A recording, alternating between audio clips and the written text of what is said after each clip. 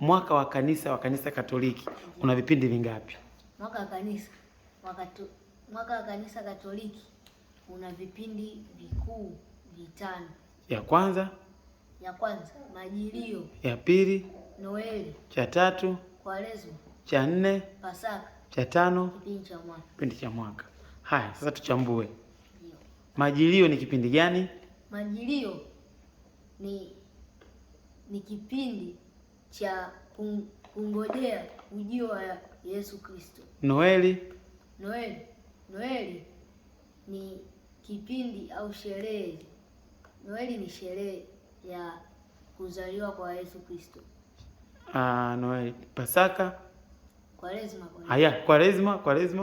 Kwaresma ni kipindi cha mateso ya Yesu Kristo. Baada ya Kwaresma anafuata Pasaka. Pasaka ni sherehe ya kufufuka kwa Yesu Kristo. Na kipindi cha mwaka? Kipindi cha mwaka ni kipindi tu cha kawaida katika mwaka wa kanisa. Hongera. Asante.